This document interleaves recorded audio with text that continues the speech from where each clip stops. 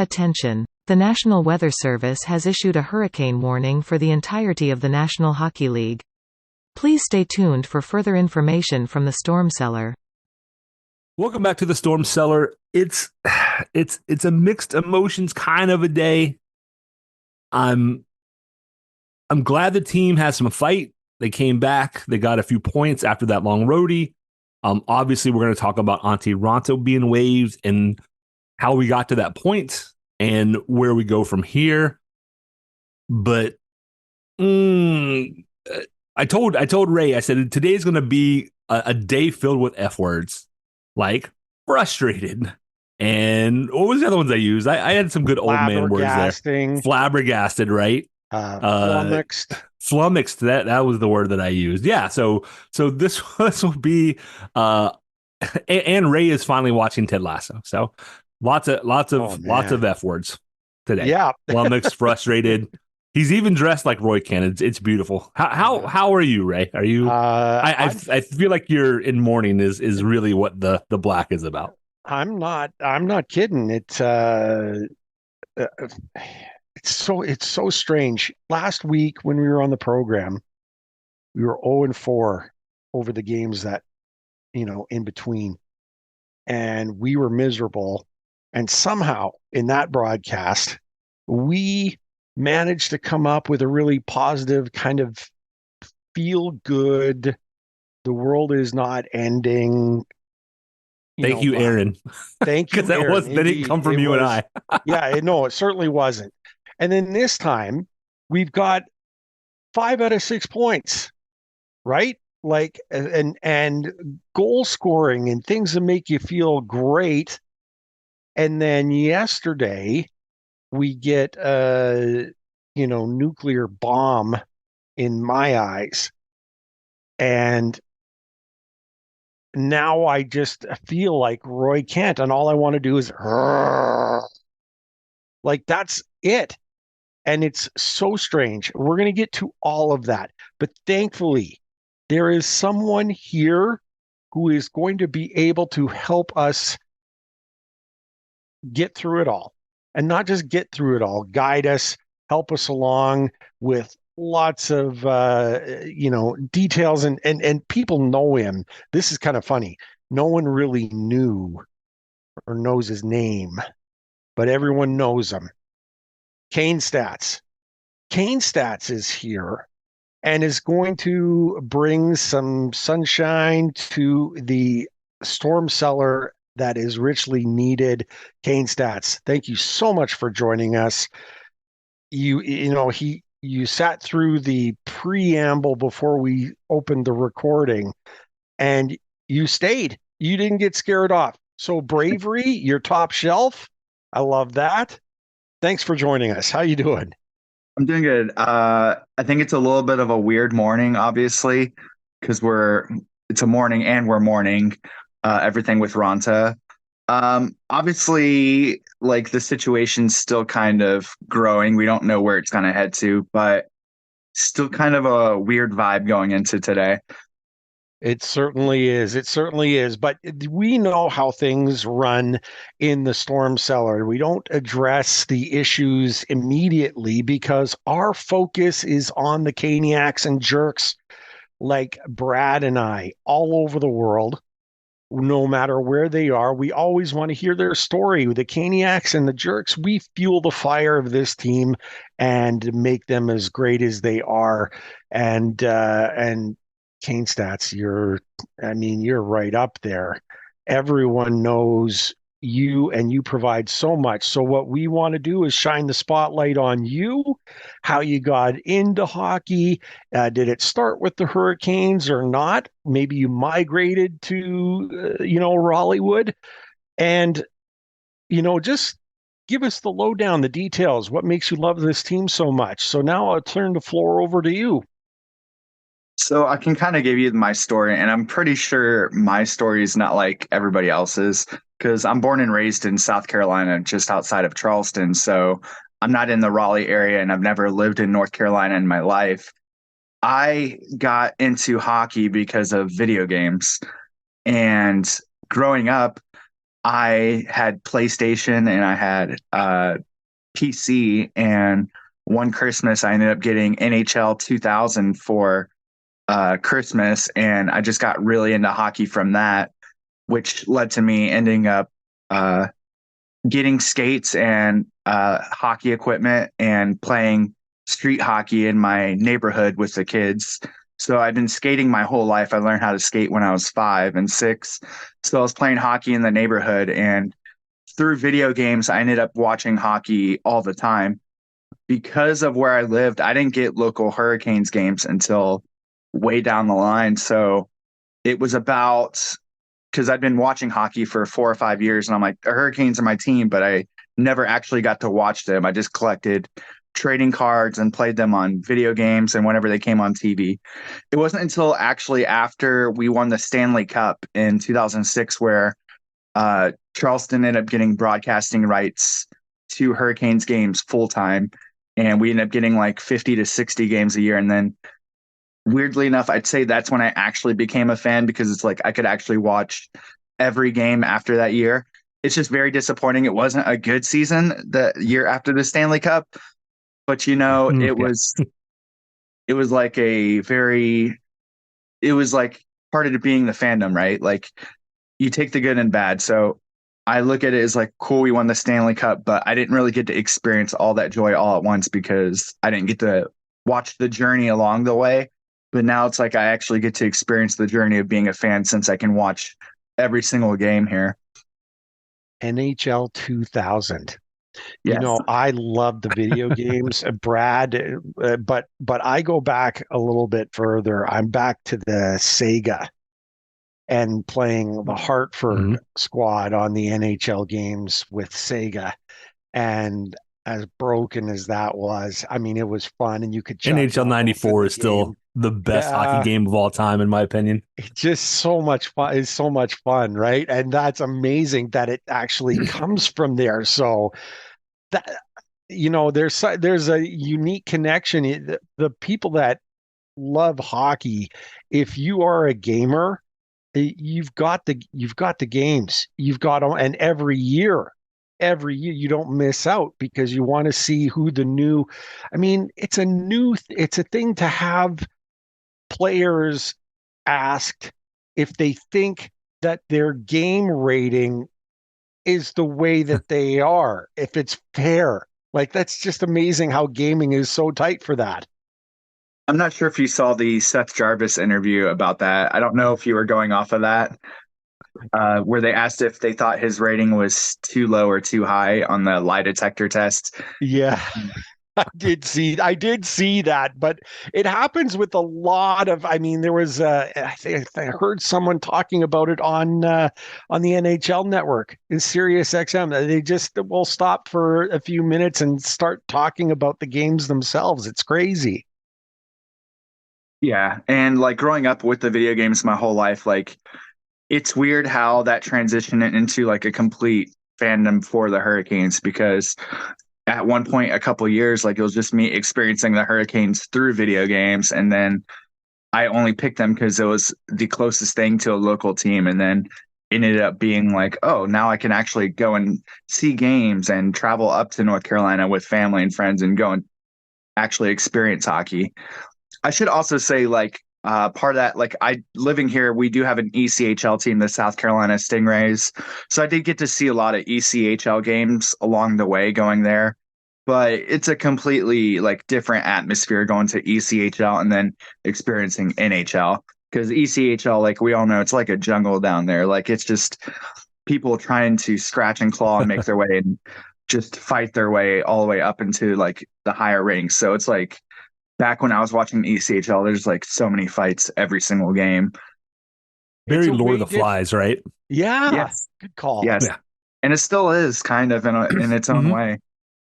It's a way more physical game. It's kind of funny, right? Like the ECHL and stuff. It's just a different style of game. You get to the NHL, the very first thing that I experienced when I was in the barn, Northlands Coliseum in Edmonton, my very first game. I think it was, if I recall correctly, it was Edmonton and the Washington Capitals. And I'm not a fan of either team, but got to go. And one of the thing that jumped out at me the most being in the barn is how fast it is. Even way back in the day, guys like Peter Bondra just blew my mind. Like they were so fast. And I think, when you compare, it's such a scrappier fighting skill or whatever until you get to the NHL. And that's where the guys who can be physical actually highlight themselves as actually super quick and ultra talented. You know what I mean? Yeah, I think the one moment I have that stood out to where I realized ECHL to NHL was I sat during a warm up in 2007 for a Capitals game, and hearing Ovechkin take warm-ups and just like hearing one of his shots miss the net and hit the glass, and it just echoes throughout the arena because it's like so powerful and so loud. I was like, wow, that's an NHL shot right there. It is. And maybe, okay, so this is going to be sounding a little bit conspiracy theorist, but I think some of those guys do that with a really, really heavy shot. They do that almost for intimidation. You know what I mean? Like in those Get the fans warm-ups in and it too. stuff. It's crazy. It's crazy. Now, I've got to credit you, Kane Stats, because you jumped on board, like not jumped on board. You were with them before, but after the Stanley Cup victory, we went almost immediately into dark times. Like really at 2000, after 2009, we made it to that Eastern Conference final. But after that, it was just, and you stayed with it the whole time. Give me your take on those dark years. It's kind of a blur now. It's funny thinking back, like I was talking to a friend Heather, and we're looking through. There's like this person played for these teams, and it happened to be a player from like 2012, 2013. And I'm like, I can't even remember the roster for that year because it's like such a blur of how many. I don't want to insult the players. Let's find a better word than bad. Uh, how many non NHL level players we had playing for our teams during those times, and like I look back and like Jamie McBain was an all-star for us, and then he was out of the league like less than a year later almost. Yeah. And I think something that kept me in it obviously was I was writing for Bleacher Report for a very, very brief period of time for 2 years. So it happened to be 2010 to 2012. And it's like, oh, I have to create some content and, let's talk prospects. Oh, Zach Boychuk, he might be the next big thing for the Hurricanes. Or Drayson Bowman, like he had a great year. Zach Dalpe was great at Ohio State. It's like all these things like, oh, we have bright spots, but then you realize, oh, this isn't really going the way we think it's going to go. And even like going back to like signing like Alex Simon and the one great season he really had where he helped Erie Salusti be in the top 5 in scoring for the Hurricanes. And then it's like, how in the world did that happen? Oh, it's so, you know what? It's so funny. And It's this is going to be bizarre. I have a Zach Boychuk signed hockey card. I'm sorry. I know. I had to Isn't it block him bizarre? on social media because it's all Bitcoin. He Is it he now? blocked Oh, me. geez. He blocked me a you. couple of years ago. Yeah. Oh, it's Wow. I it's might have funny made fun though. of him. I tell my son all the time. It's like, a lot of the words we use, like bright spots, like that's relative, right? And so at the time, it was a bright spot, and now you look back and you're like, ooh, Man, things were much darker than I remember. But I think the one thing I took from it really is, and it sounds so cliche and dumb, but enjoy it while you have it. Like there's certain times like we come back and we have like a really good game where it's just like you see the team pumped up, like Kuchekov's like a penalty shot save and him getting into it with Kachuk. Like just enjoy these moments, like because you never know when like something's gonna happen or the team, like even if a player gets injured and doesn't play again, like just enjoy it while you have it and just like take the good and just like throw away the bad because the bad's gonna happen. But there's no reason to just like sit and let it fester. Like just enjoy enjoy this team while you have the moment to just experience us being good. Yeah, I think that's a great way to look at. That's one reason I'm always like, get it out during the game. Like, vent your frustration, say all the things that are emotional that you know aren't really true. Get it out, because then you get it out, right? And then the next day you're like, okay, we're good. Hype train on to day 2, right? Or on to the next game, which is wonderful. What I was thinking, Ray, was with people like Kane Stats, how many Caniacs have come on our show and basically been like, oh yeah, I started following you in, 2007, 2008, 2009. And it's amazing to me how many people started when it was kind of the beginning of those dark years and have persevered and stuck with the team. And I mean, you won't find a more committed fan base in sports to me, right? Because I mean, literally half of our guests probably started like after the 2006 run, right? And a lot of them before Rod took over. During those times, some of them had 2 years of bad times, some of them had 8 or 9 or more. But repeatedly we hear, they weren't good, but I still fell in love, right? It's, the heart wants what the heart wants, I guess. And I think it's a testament to the Caniacs and what we're doing. Because, Ray, like you, is, not Raleigh born and raised. He happened to be a Whalers guy because that's right who, he kind of clung to. Like, they were kind of the misfits, right? The oddballs. And I don't know. I just think it's a cool thing. It's not like, you meet a Habs fan, you meet a Rangers fan, and it's like, oh yeah, like I love them. It's great. It's like, yeah, because they've always been good for the most part. Like, And even their bad seasons aren't too. that bad, right? Yeah, it's generational, you know, especially the original 6 guys are, oh, that's my team. It's like, my dad and my grandpa cheered for them and all. But with a young team, we're now starting to see second generation and maybe starting to see the third ones being born. So we're just starting to get that. So all the people that have been there, it's because of their own love, right? It's not like this is something like I did necessarily with mom and dad, but it's like, oh no, I fell in love with them.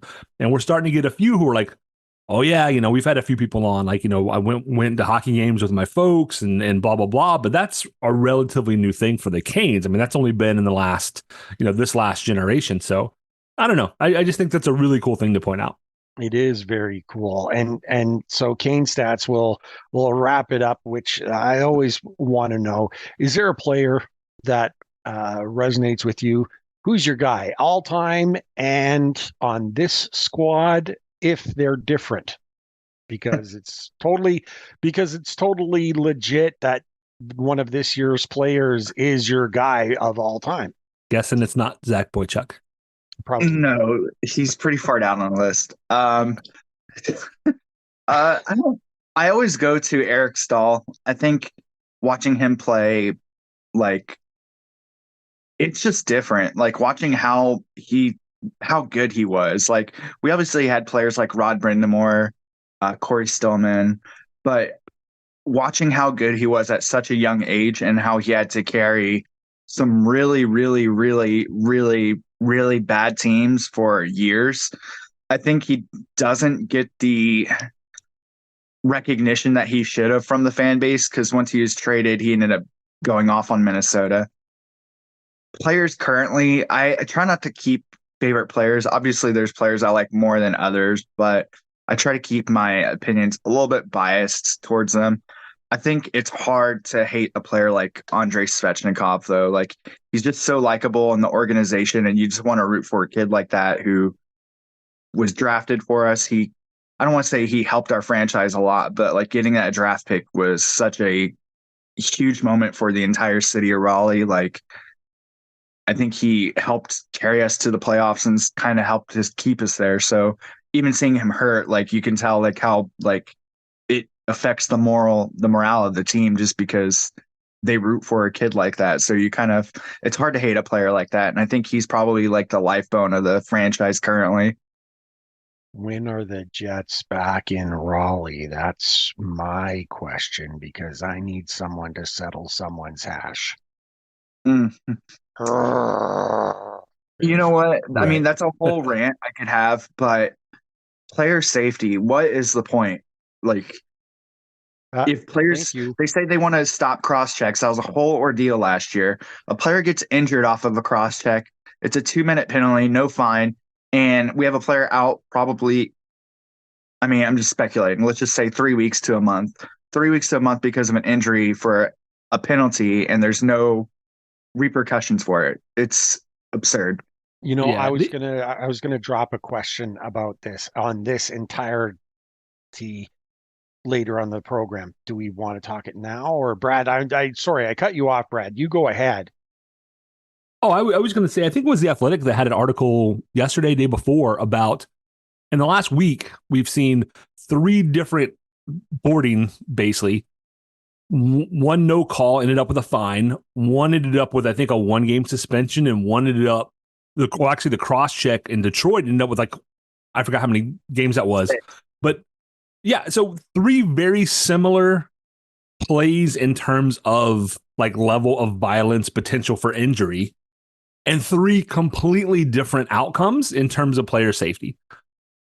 It's, they talk a big game, and people, what's weird to me is, even as fans, I see fans going, we need player safety to get serious. We need to do something. And then the league hands down like 3 or 4 games, and everybody's like, oh, that's too much. Too much. Like, no, it's not. That should be the new norm. It's only too much compared to how weakly they've penalized in the past. Like, let's set a new floor. If you cross check, a guy like Svechnikov and he's out for a month, you don't penalize it based upon the injury. You penalize it based upon the potential for injury. And that should have been a couple of games. Like, some of the ones we see, like the cross checks and everything, like in the Detroit game, like, yeah, like those guys should sit for a couple of weeks. Like, if you wanted out Jacob Trouba, like, we could do shows upon him.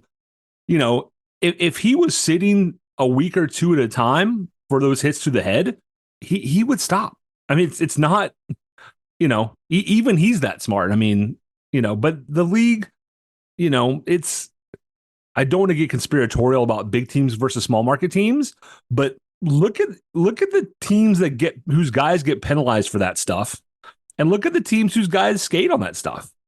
And it trends toward the big market. You're not going to suspend you're not going to suspend New York Rangers captain for 4 or 5 games. You're just not going to do it. The league doesn't have the guts. I like to go back to the Tom Wilson New York Rangers incident, where Tom Wilson went full full idiot and didn't get a single.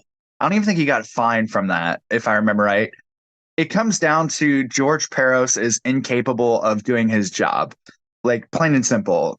He has the confidence from Gary Bettman. Gary Bettman just doesn't counter anything he does. Once it goes to an appeal, he's like, nope, Paris is right. Even though he has zero confidence from anybody in the league, the Rangers get fined for issuing a statement about said incident. You have players like Mike Hoffman who get busted in the chops last year with a cross check to the face, and the player has no repercussions, even though we have cross checks to the face now that have repercussions. There's no consistency with the ruling. And then you have player agents like Alan Walsh calling out the inconsistencies of, why is David Perrin getting a 6-game suspension, even though these 3 similar plays had 1-game suspensions? There's no consistency with, like, player safety. It's a spin of the wheel. And then George Peros is a monkey and then just pretends he knows what he's doing. And he's like, you know what? Maybe this will be a suspension. Maybe it'll be a fine. I don't care. There's no consistency with it. And he's incapable of doing his job and should be fired immediately. Jacob Trouba 2-hand swings at, I forgot who it was, like 2 weeks ago. Frederick, thank you. From one angle, it doesn't, quote unquote, look as bad. That's true. Who cares? Well, once again, it should be the intent. The fact that he took 2 hands and swung his stick at his head, that should be like, okay, like, that's 5 games. It shouldn't even be a question. The one that sticks out to me, though, that's insane. The one that sticks out to me is there's a great clip on YouTube of Sidney Crosby getting mad, and he literally takes a guy up 2 hands and basically, like, just chucks him into the boards, like, after the play, right? The play's gone, the puck is away, the referee watches Sidney pick a guy up and slam him into the boards, skates off. They just pretended it like Sidney Crosby can literally pick you up and body slam you. It's not going to be called because it's Sidney Crosby. It's amazing. Yeah, you know what? Kane stats fired up like Roy Kent. I love it. And it's hard to argue with them. There is no arguing with you. That's exactly the way it's been. It's confusing. More importantly, there is no player safety in it at all. They call it player safety, but there's yeah, that's befuddling and flummoxing and flabbergasting and discombobulating all in one. How you like that? Throw them all in there. And I was going to say my last point. Clearly, it's a NHL issue, but it's also an NHLPA issue where they need to decide, hey, are these fines sufficient enough to assist with player safety? Because we know deep down the players, the NHLPA, they want to keep fines at a minimum and they want it to protect the players from these types of things. But they need to decide, hey, are head injuries worth the suspensions or not? Like, are we going to increase player safety? Or are we going to continue to let the NHL hand down lengthy suspensions or just keep doing $5,000 fines for stuff that clearly needs to be a suspendable offense? Somebody's going to have to get really hurt first. You know what? Yeah, and that's what's going to happen. That spinning of the wheel and stuff, it's going to come up, double stars on someone and they're going to be out for the rest of their lives.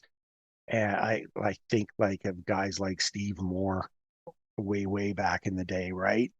Where that something like that size is going to happen again before anyone pays attention, and it's nuts. And $5,000 is a cappuccino fine.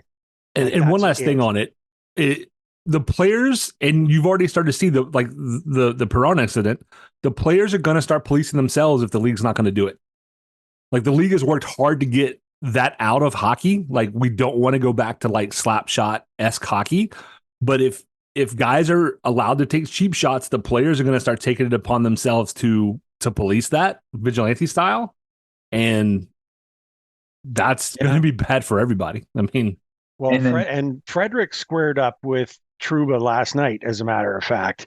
Like the very first opportunity they got onto the ice at the same time, they decided to chuck knuckles. Frederick, I guess, kind of won. It was super fast. He landed one punch and then, it was kind of fell to the ice.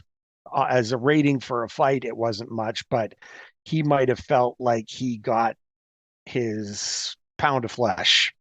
You know what I mean? For what happened. Still not enough for Trouba in my estimation. But even then, last Sunday, Gud Branson had to take things into his own hands because he felt the league couldn't police a boarding penalty that was clearly should have been an ejection egregious. Or 5 minutes. It was egregious, and it's insane like that got called 2 minutes. Ugh. I don't even know. Okay. You know what? We've kind of secretly merged from, Kane's stats featured to the state of the league. And so that's just fine. It's the way these kind of conversations go. And I love the way that sort of happens. Let's go from state of the NHL safety to the biggest news dropped on us. Antti Raanta, Father Finn, on waivers currently. He has another 3 hours to wait, I believe, because it is 12 noon Mountain Standard Time after. So he's got 24 hours. And as I've read it, usually they do it in such a way where it's noon from Mountain Standard Time the day he's dropped on until the next day. That's the 24-hour window. No word yet on whether someone picked him up. I'm going to ask you guys right now. Before we get into how we feel about it, does another team pick him up? Yes or no? And why? I'll go first if you want. If you like, yeah. Based off of how he's playing, I don't think he gets claimed currently. I could see a team wanting to take a chance with him at 1.5 million, but as they say at the trade deadline for a team, like if they want to take a chance on him, cap is the biggest tool. I don't see any team that's fighting for a playoff spot willing to take a chance on Raanta while he's in the form he's currently playing in. Brad, what do you think? Yeah, I think that's perfect. If it was, well, he wouldn't be on waivers if it was the Raanta that we've gotten to know, and that Raanta would have been snatched up in the first 5 minutes, right? Like somebody would have been on the phone immediately. But with what's going on now and the why is this happening to him, I don't see anybody taking that chance. Which is, the last thing in the world. I expected there to be some kind of trade. I feel like, Don had to do something in goal. Waiving a goalie with no goalie in reserve and somebody who has been as good for you as Ronta's been is, did not see that coming.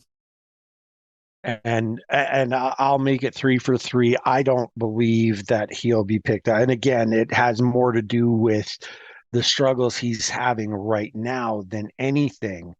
And now I'm going to, I guess, make my statement / mini rant.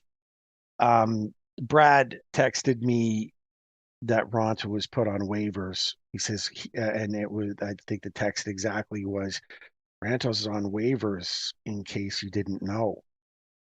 And I stopped everything. I stopped everything I was doing, and I was like, what? That can't be right. That can't be right. And then I saw the news story on it. And then I got really, really, really angry. And I still am. I'm not angry at Raanta. I know what he can do. He's shown it to us before. And yes, he's struggling. No, he's not playing the way he has played with us in the past that got us to love him and call him Father Finn, right? Not even angry at the front office. This is business, right? And sometimes you got to do this sort of thing, and it's just business, and they're doing what they deem that they need to do. I'm not mad at them either. Who I'm really angry at is every friggin' skater on this squad.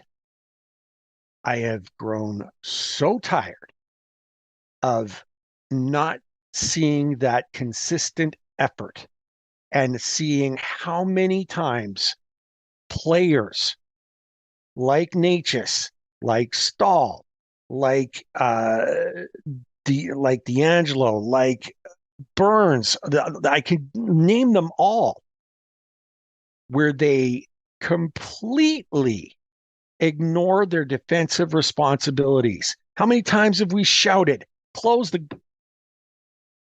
back door? Fabulous backdoor. We almost needed the horn there for me. Almost. It makes me nuts. These guys didn't, in all of the time that Rod has taken the wheel, they've never not played like this. He brought a new style to them, relentless forecheck, always, defensive responsibilities. When they gapped like that and it was a bad play, they were like, they happened so rarely, it was easy to give them a pass. Easy to give them a pass. Now we're watching games where we're cheering the actual defensive responsibility that they were doing every day as part of their thing. Now it happens so few times where we see a magnificent effort.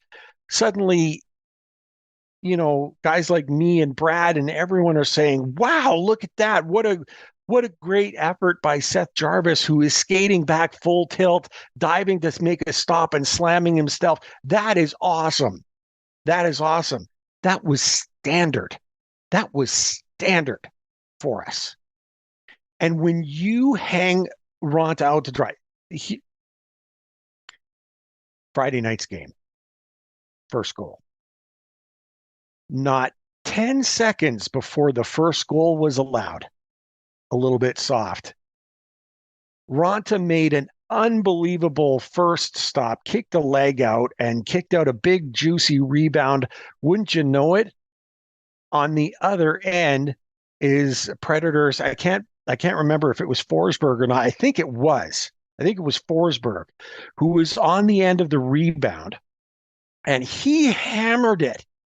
And Raanta was there to make that save too. First of all, Forsberg should have been covered. He shouldn't have been open like that to begin with. Raanta makes the saves, and you're going to give up rebounds. It happens. You can't, absorb them all. But when you kick out the rebound, you got to know your defenders are going to be there to take care of any secondary opportunities. You get one shot, right? There's 2, 3 shots, odd-maned rushes all the time. And we're expecting our goaltenders to clean up the mess all the time.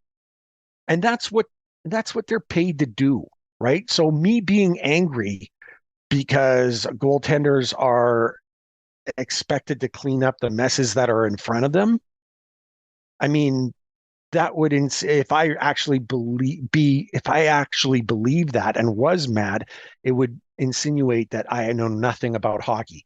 That is what goaltenders do. They clean up the messes in front of them. But you cannot willfully leave them and hang them out to dry. Necas, I'm talking to you.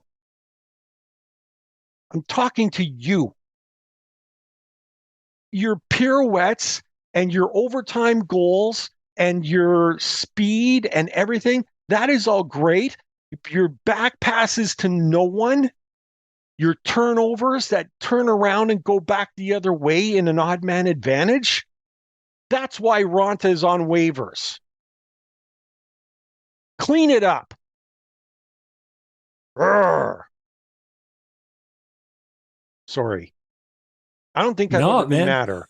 Yeah, and I know it's not just Necas, right? I'm not gonna name this player's name. The other night, I saw a player cower from a slap shot from the point, like literally moved his body out of the way, like he didn't want to get hit. And I'm like, what are you doing? What are you doing? Get in front of the flipping shot, man. Like, like you're a defender. Defend. But so many times this season have Ray and I both been like, they didn't close the back door, and 2 seconds later the puck's in the net. I mean, Rod's style of hockey only works when there is an equal commitment to defense as to the offense, right? It's a motion offense hockey, which just means everybody moves forward. Positions are kind of your position really is only dictates where you started a face-off. After that, you go where you're needed, right? So defenders pinch and forwards stay back and all those kind of things. And it only works if you do that on both ends of the ice. So I'm with you. We were talking a little bit before, and I said the other night, I said, there's a lot of blame to go around. Raanta's not been good this year.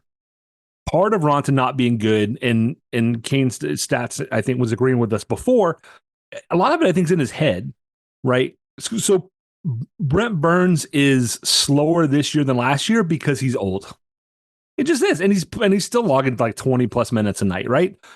Bodies break down. They're going to get slower no matter how good a shape you're in. It's why guys, the age of Ray and I don't play hockey unless their name is Yager.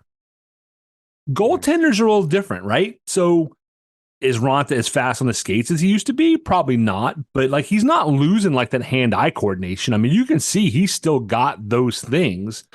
So I don't think that this drop-off year over year is a body breaking down. He's too old for the position. Although you don't see many goaltenders he's 34, I think.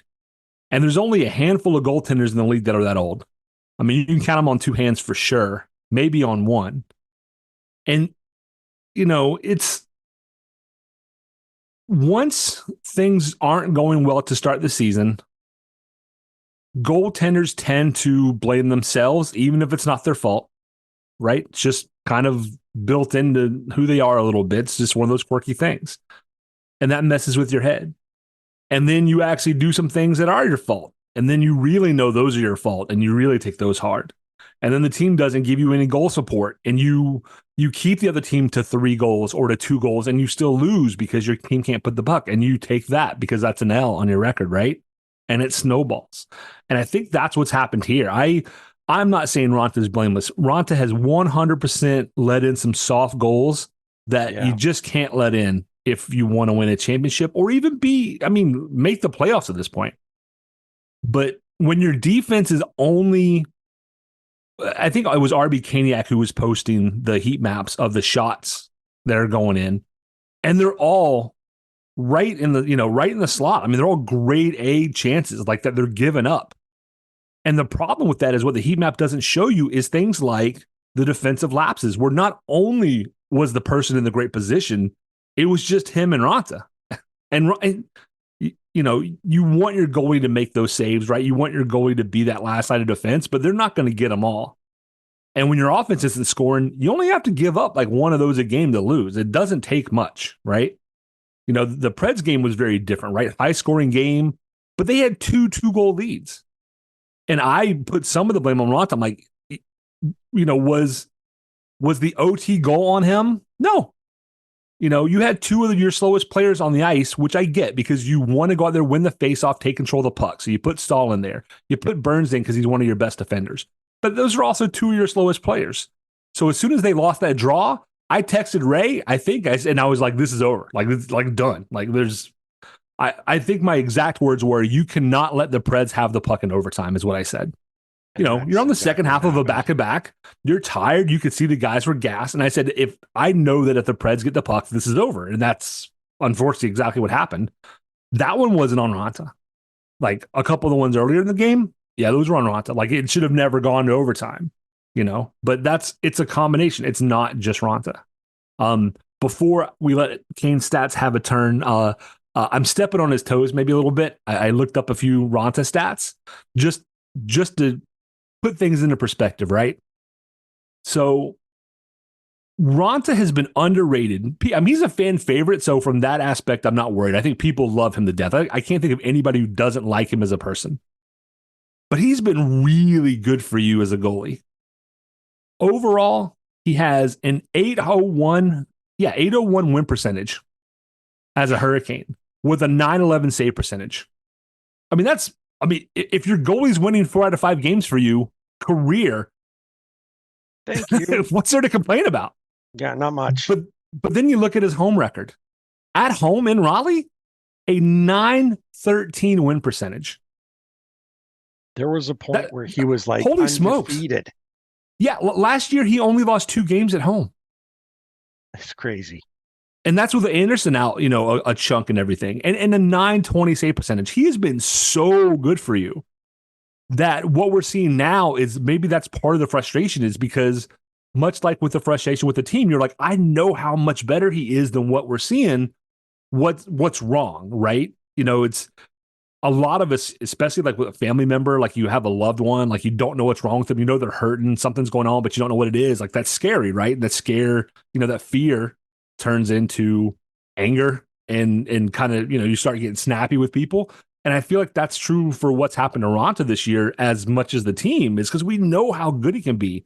You don't have a 913 win percentage at home for a season and not be really darn good. And some of that's bolstered by having a team in front of you that's playing good defense. And this year, it's both, right? Raanta's not playing as well as he has been. The team is not playing as well in front of him, and the goalies are being hung out to dry. Because ultimately, when you look at the goalie stats, like what's the main stat for goalie? Win-loss record, right? Save percentage. You either have the games where the goalie's only seeing 10 shots a game, and they're not ever in the flow, and it's almost like going out there cold, right? When you sit out there and scratch your bum with your stick for 15 out of 20 minutes in a period, it's hard to then face down a breakaway or a 2-on-1. I mean, I'm sure anybody who plays like beer league hockey is like, oh yeah, like I wouldn't want to do that either. So now the shot totals have come down some for the Canes. It's a little more even, a little more back and forth, and they're playing better. They're playing more Hurricanes hockey, but it's not translating as well on the defensive side. Like they've got to stop letting in those really high grade chances from the slot. And, things like the turnovers of the blue line that go back the other way for odd man rushes. I mean, that's been a problem throughout Rod Brendamore's tenure. It's just the style of hockey. I don't know that they can fix that other than before, hockey's a fast game. It's not like you have a ton of time to think. You kind of have to act on instinct. But some of the passes make me question if guys are seeing what's out there. I mean, some of them are just straight to the opposition and then coming back the other way. And if you can cut out those, goaltending will be better because there'll be fewer odd man rushes. Team defense will get better because you'll have guys who are set and able to get back and make plays. And I don't know. I'm upset with the whole situation. I feel awful for Raanta. I think he has been a fantastic Hurricane. I tweeted, hey, what about Coach Raanta? Like, what's, hear me out, Coach Raanta, right? Yeah. I can't imagine Raanta as a dad going to the AHL at any point and riding a bus at this point in his career. I think he would rather hang him up. And if he were to decide that for whatever reason, I would love to see him stay on and work with the guys. You can call him a morale coach. I mean, for all I care. I mean, he doesn't even have to be the goaltending coach, but he seems like the kind of guy that you can build around in a locker room. Like just having him there physically makes the team better, I think. So that's my mini rant. Kane stats. We need you to talk us off the ledge. Clearly here in the cellar, Brad and I are on the ledge waiting to jump. I don't know if you're capable of talking us back, but let us, it's a low ledge. What's exactly. It's not like it was like 3 weeks ago. Exactly. True enough. I think whenever you're talking about like morale coach, like that kind of got me a little bit just because how respected he is in the locker room. They call him Father Finn for a reason.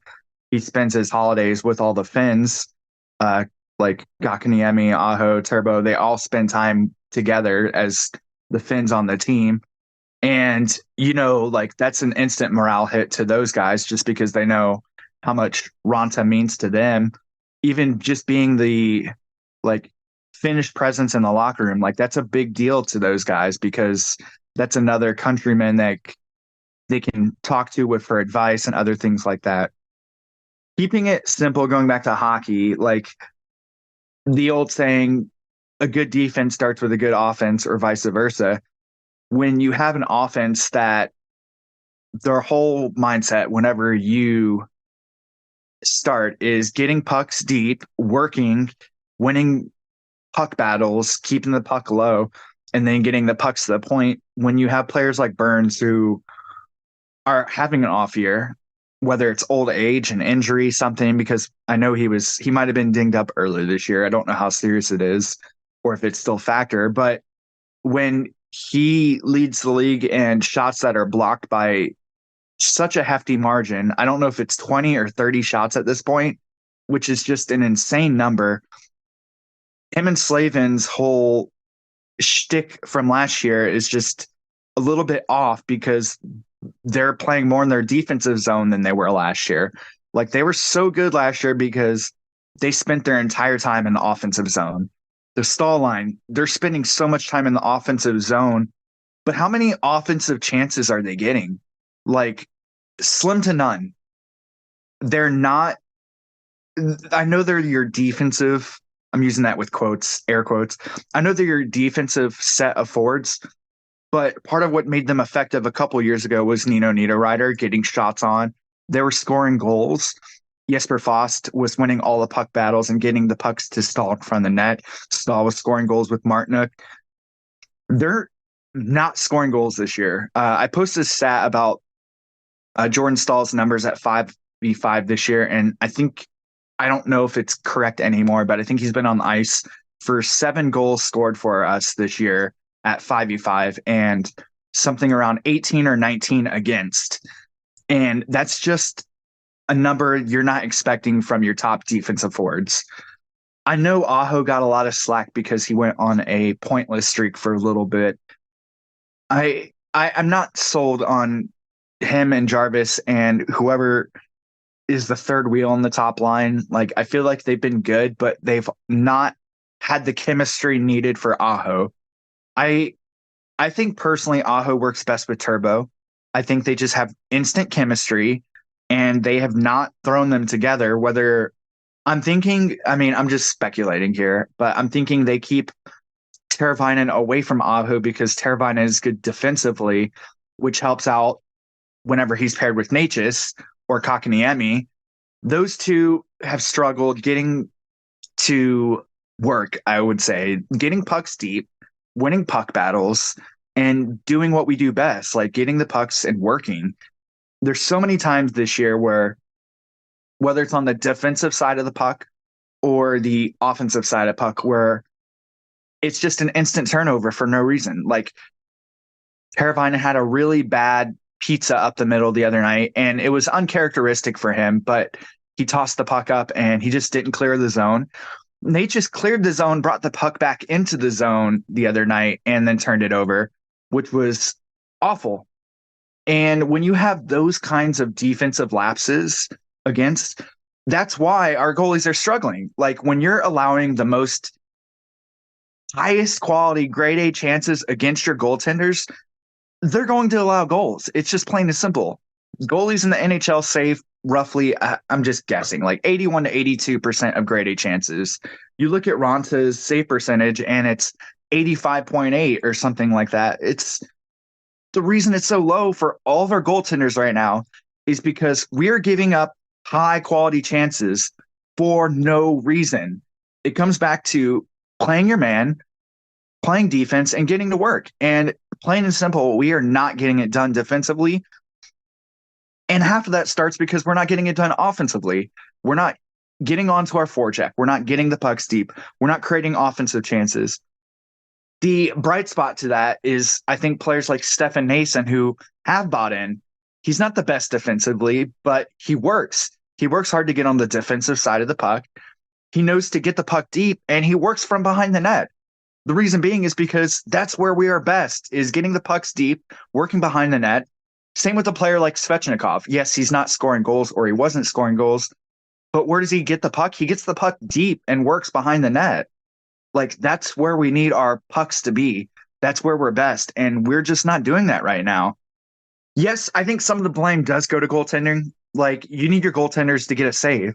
Kuchekov had a little bit of a slower start. Last two games, he made those saves that we needed, including the penalty shot. And that's where the team gets boosted. They're like, oh yes, we're getting it going now. Like, our goalie's making saves. And you can kind of tell offensively they were feeling it. Like, hey, PK's making those saves. Like, we can work our forecheck and try to take a little bit more risks offensively because, like, we're getting those saves. I don't think Raanta has had one of those games this year where he's kind of stolen the game. Raanta, to me, is like an above average goaltender. He's going to make the saves that are not risky, and you can't give up grade A's with him. Like, he's a good goalie, but he's not a great goalie. Like, he's going to buy you the saves that you need from him. He can make the timely saves, but you shouldn't be asking him to make 3 to 4 to 5 grade A saves every single game. It's just not a winning formula.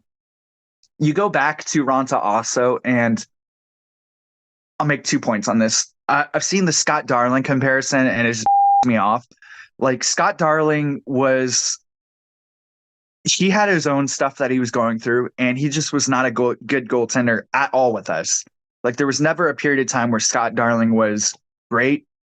I would say he might have been good, but mostly below average the whole time. Raanta literally 2 years ago in the playoffs carried us. He was such a good goalie at home for the Hurricanes in the last 2 years. He was 8-2 with a save percentage of .941 in 10 starts in Raleigh. .941. And you listen to that number, and it's just absurd of how good he was at home during the playoffs. I think it's very disappointing of how his tenure is going to end up, but I think I don't want to say it's good, but it's good that Waddell realizes it might be time to press the escape button and make a move. Waddell's never been one to shy away from what he thinks is a good business move, whether the fans think it's a good move or not. I look at moves like Nino Niederreiter, where he wanted a lot of money and he was a fan favorite, but he couldn't pay the money and he wasn't willing to, and he moved on. I think he's never been one to shy away from a move that might be controversial and not liked, but I'm kind of curious to see where this goes, because it's not a move. If he clears waivers, it's not a move that's going to instantly fix any issues. It's not going to be a move that even like factors in immediately, because I mean, getting a goalie for a trade's not something that happens within a day. Like, this could be a January issue. It could be something that's around New Year's, but it's kind of curious to see where this is going to go from here. A lot of good points. So many good points. One of which is actually, I have to. This is not a walk back. It's just an adjustment to my previous statement. I said every single skater I was holding accountable for it, and Kane Stats reminded me that Nason has been great and has nothing to do. He's been your best player. He's been, yeah. So Nason, I'm removing you from that criticism. Okay, I'm removing you from that criticism, but I'm holding everyone else accountable. Okay, and Kane Stats, do you play D&D? Do you like D&D? Have you ever done it? I have never done that. No. Okay, so but Brad has, and so there's a saying that I want to maybe make a comparison to the style of play that we have. Brad, you've heard the phrase, and I know guys like Zach, the Surgecast, he loves D&D. Save suck. You know what that is, right? It's a spell that is used where it's going to be absolutely amazing, right? Or it's a roll rather, where you make a save against something happen to you, or you're almost dead, like, or you become absolutely useless. And I'm wondering whether Rod Brindamore's style of play is save suck. When you're doing it right, it's amazing. When you're doing it wrong, you get 6, 7, 8, 10 grade A chances like Kane Stats was talking about right in the slot, right? Am I just making that up because of my love of D&D, or? I think you're right. It's a style of play where either everybody buys in and is doing it right, or if there is a weak link, that weak link is, it's like a really tightly stretched chain, maybe. You know what I mean? Yeah. Where if anything snaps, the links are too far apart, and right now you're no longer a chain, you're a sieve, right? Yeah. To Kane Stats' point, want to take a guess on worst plus minus on the team? I know some people hate that stat, but I'm going to bring it up anyway. It's a legit stat. I don't know why people hate it. I think it's a legit stat when it's really good or really bad as compared to, for example, the rest of your team. Like, if you're the high point on the graph, that's probably not good. Yeah. You want to know who the high point is on our graph? For the biggest minus on the team, I'm looking at Natchez, but I could be wrong. Kane Stats shaking his head like I'm not guessing. Natchez is second. Jordan Stahl, your preeminent defensive forward, the guy you rely on to shut down the other team's forwards, is a minus 12. Natchez and D'Angelo are at minus 10. And the main reason I bring that up is normally Jordan's plus minus is much better because although his line doesn't score a ton of goals, the opposition's forwards don't score against him. No. And they're scoring against him this year. That's the big thing, right? That worries me more than his line not scoring. Now, Martinook finally got his first of the year. That means everybody except for Callahan Burke has at least one goal. Jasper Fast has 2. Jordan has 4. So you got 7 goals from that line a third of the way through the season. But they're a combined like minus 20. And that's a little bit of that's to be expected, right? Like I would assume their plus minus will be a little worse because they're typically taking on the other team's top line. But usually it's not really any worse. It's pretty much in line with the rest of the team because they're just so darn good at it.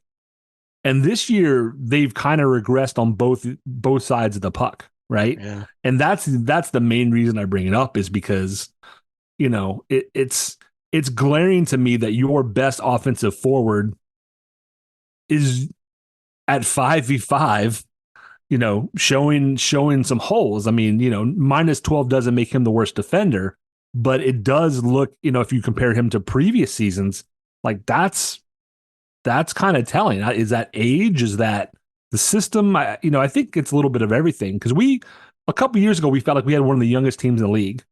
And now I feel like, not that we have one of the oldest teams in the league, but I feel like we've gotten older faster than the years have gone by. We've had 2 or 3 years go by, but the team average age has gone up 5, 6, 7 years because of guys like, Bernsey being brought in. And with the necessity to play a full 60 of hard, intensive, forechecking, man-to-man D, grinding, hitting, winning puck battles, that's going to take a lot out on those older guys. And I'm just wondering if we're starting to see some of those cracks, where it's just gotten harder for those guys. I think something else that's kind of, sorry. No, go ahead. I think something else that's kind of glaring is team save percentage when they're on the ice, because I'm not going to get the numbers right, but I know out of every single player in the NHL right now, in all scenarios, the player that's in last place in save percentage while they're on the ice is Jordan Martinook in all situations. And I think it's like 830 while he's on the ice. And how much of that is defensively and how much of that is just bad luck? Because it just seems so hard for a goalie to have that kind of save percentage while you're on the ice. And Jordan Stahl at 5v5, I think, was in last place in the NHL around the 850s mark. So it's kind of like, I feel like it's a little bit of bad luck for their line, but also it's like they're not getting the job done on either side of the ice either. I feel like there's a million, we look at things from all these angles and it feels like there's a million things that could be the issue. And the reality is that it's a little bit of column A and a little bit of column B, as Grandpa Simpson would say. I don't know. It's, I think things that I think you can say factually. One is it's not just the goaltending, right? 2 is it's at least partially the goaltending. 3, and this is a big one for me, is, and I noticed it during the Preds game, and where they went on to score, 5 goals? I've said a few times, the Canes aren't hitting. A couple weeks ago, I said the Canes aren't hitting anybody. Like, part of forechecking is going in the corners, putting a body on somebody, and taking the puck. And they just weren't doing that. It didn't feel like it. I mean, if you looked at the hit stats, I feel like they were pretty low. And now, with the last couple of games, and they're playing better, guess what? The first thing I noticed was they're putting bodies on guys, right? They're reminding guys we're not just going to let you skate through and go behind our goal with the puck, or we're not going to let you go behind your own goal and retrieve it and not put a body on you.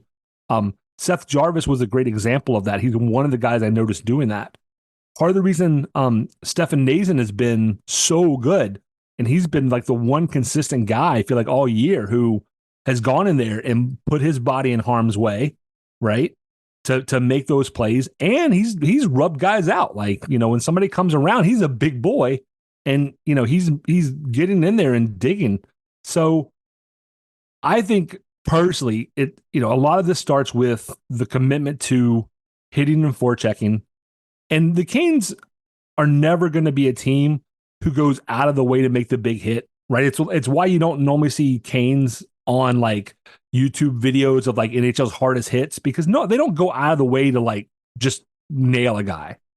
And that's not what I mean by hitting. What I mean by hitting is if a guy has the puck and he's 3 feet away and he, within a reasonable time, if he's getting rid of the puck, you still put a body on him, right? Just remind him, I'm here and I'm going to put a body on you, and it's going to pull you out of the play for even 2 or 3 seconds. That's a big deal in hockey. 3 seconds is forever. If you watch him go up and down the ice, that's being on the other end of the rink, 2-3 seconds. And some of that starts with just putting a body on a guy, slowing him down, right? Legally, Yeah, of course. The other big one we need to see is, and it's gotten a little better, is offensive zone penalties. Don't feel like they've been as bad the last little bit, but when you're in the offensive zone and you're taking hooking penalties and stuff, I mean, that's just brutal. Talk about shooting yourself in the foot. So the good news is, because we're going to be running long here, but things are trending in the right direction. I feel terrible for Raanta. I want to know how that shakes out. A new goaltender isn't going to come in and magically fix all the issues like Canestat said, because the issue isn't just goaltending, right? But one of the things I always come back to is sometimes bringing a guy in, especially if it's a guy who's from a bubble team or from out of the playoffs into a team that legit has a chance to maybe make a run, is they're going to come in with a good attitude, right? They're coming in positive. Hey, why the long face? Like, we got this. I'm here. Like, let's get in goal. Let's work it. Let's do it. And sometimes that's what it takes, right? You just, you bring somebody else in the room who's ready to go. And that's where the loss of Raanta is going to hurt the most, depending on how things shake out. Because, you both kind of said, he really is Father Finn to those guys. That loss is going to, I worry that him not being around is going to permeate the room, and they're going to get into a funk because of it. And a lot of that we'll find out in 6.5 hours. Yeah. Right. You have a huge game against the Caps, a 4-point game. The Caps have 3 games in hand. If there's a must win for the season thus far, this is it. 100%, Brad. Brad, we don't normally do this to our guests, but Canestats, he's a smart guy. So I'm going to ask him a question that might put him on the spot. Is it calculus? No, I don't even know what calculus is. I barely made it out of grade 3 math. So we just went through a lot of doom and gloom in the last 3. We just went through, and we've got 5 out of 6 points on a winning trend, getting points. So there is good news. Is there a stat? You're a stats guy, Canestats. Is there a stat that we have that points that we're headed in the right direction? I'm curious to know, because stats can say so many things, sometimes misleading, like, the plus minus can be a misleading thing. But someone who crunches numbers like you, there's got to be something that says, there's a light at the end of this tunnel. I look at 2. First one, I would look at like the last month of our penalty kill, because when we're at our best, we have a great penalty kill. And I know we allowed one the last game, and it's going to happen. It's just nature of things. But our penalty kill has been so great the last month, where whenever we're on the penalty kill, it seems like, okay, these guys are going to get it done. And even, I know we did allow a goal. Burns was out of position the other night, but like how hard those guys were working to get pucks out. They were on a mission, it seemed, to kill every single penalty. And I think that's one thing that I look at with a little bit of excitement, because it feels like our penalty kill is finally getting it back together and our mojo's back. The other one I would say is the depth scoring. The last couple of years, we've been just struggling finding those depth scoring in the playoffs, and we're getting contributions from everybody, even if it's not like every other game. You're getting players like Kakaniemi, you're getting players like Tavo getting it back together, Michael Bunting. We're still getting our depth scoring from our defensemen, which is really good. When you have players like Aho, and even actually one more, Jarvis on the power play has been fantastic this year. So you're getting the scoring from all kinds of different people. You don't have to rely on your Svechnikovs to go out there and score 30 goals every single night, or Aho to score every night. Aho scored one goal the other night, and he was still really good offensively, and we scored 5 goals. We got scoring from everybody, and that's what we need. I think that's something that's still a bright spot, even though we still might not be like top 10 in goals for per game. We're getting contributions from everybody, and I think that's more important than getting contributions from just the top line. That's something to feel really, really good about. And go ahead, Can Brad. I give you one, something. Ray? Yeah, 100%. This is anecdotal. I don't necessarily have the stats to back this up. I always look at team goal differential when I look at who's playing well, who's going to be a playoff team, and it generally holds pretty well. If you look at the Western Conference right now, the top 10 teams in the West have positive goal differentials. Everybody else has negative. Like, it kind of makes sense, right? If you score more goals than you give up, you probably win more games. The Hurricanes, even though they are technically in a playoff spot now, they're not, because the Devils and Washington have games in hand. However, the Hurricanes are back on the plus side in goal differential. Tampa Bay, the Capitals, the Canadians, the Sabres are all negative. You know, Pittsburgh actually is a +2. You're a +1. That's basically nothing, right? So for me, saying, okay, positive goal differential, if you keep it going there, you're probably going to win more than you're going to lose. The teams with negatives, unless they have a change, are probably going to lose more than they win. And by the end of the season, hopefully that means you're a playoff team, right? There you go. So look, this has been, again, an emotional podcast. We do have lots to feel good, and we do have lots to feel good about. Let's make a point of saying this. Look, as angry, as upset, as frustrated, as flummoxed, as flabbergasted as we can be at times, understand Canes are still a great team. They have all of the pieces in the puzzle together. We're just having trouble putting it together to make the big picture. And the big picture is, Jordan Staal having Stanley over his head. That's the big picture, and the puzzle pieces are there. We just got to try to put them together. It looks like they're starting to do that. The Kochetkov save against Brady Tkachuk on Tuesday was outstanding. The fact that he was going to throw down with Tkachuk as well was even better. I love that. He made Brad look like a fool. Not you, Brad. The other, the other Tkachuk. and then the win against the Red Wings.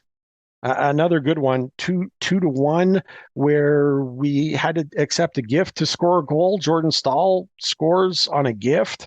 That was kind of strange, but we loved it. And then, look, a 6-5 loss when they returned home against the Preds. I'll tell you what, that was a friggin' entertaining game. And yeah, we would have liked the full points on that. That was an entertaining game.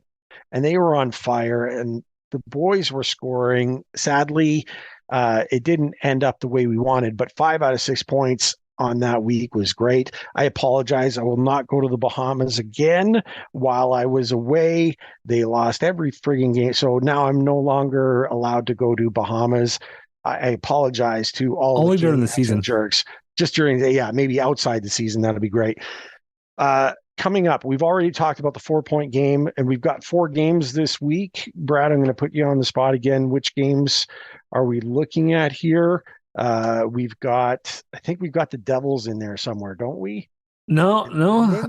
So real quick. So even with the 4-game loss through Western Canada, if you look at those 2 weeks combined, and I'm going to throw in the Buffalo game, 3-5. So it's not good, but 3-5 sounds better than 0-4 for the week, right? Sure does. So we have alternating games here for a while with the Christmas break. Capitals, Tuesday, you got the Vegas Golden Knights coming to town, Ooh. who have been very good. That's going to be a tough one.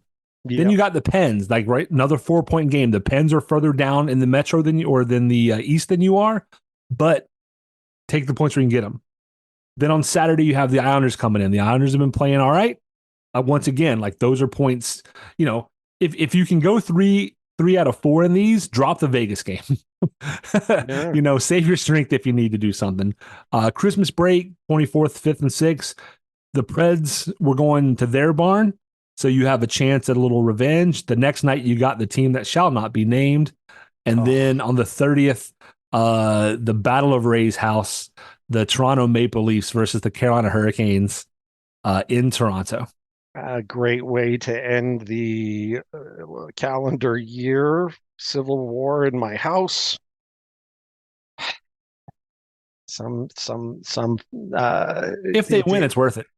For me, it is. Otherwise, what's on the line usual? If we end up losing that one, I'll be wearing blue instead of black. And if we win, I mean, I got a couch if you can get down here.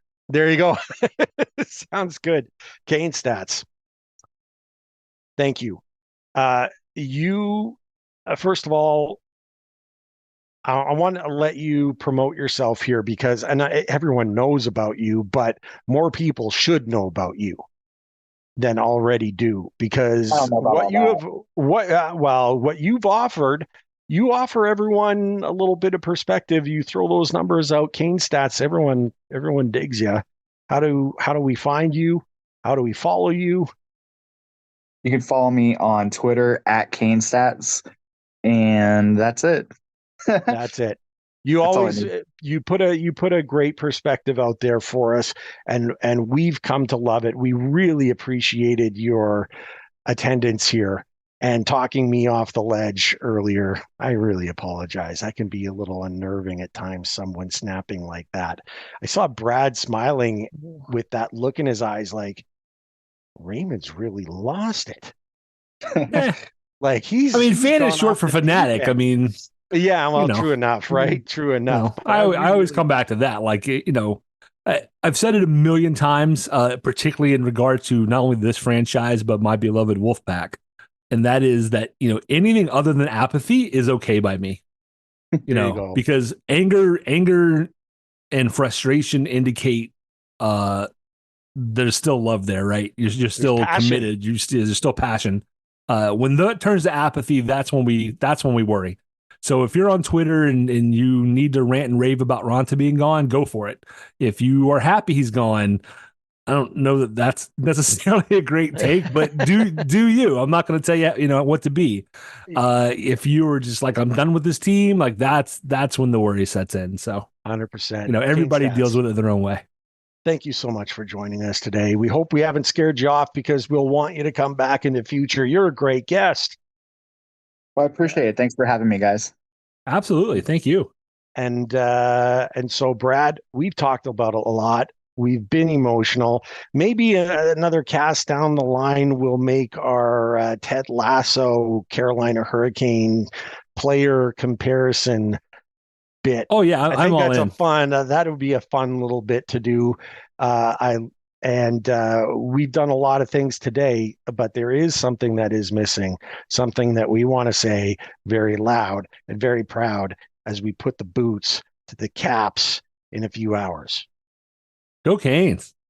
Go Canes.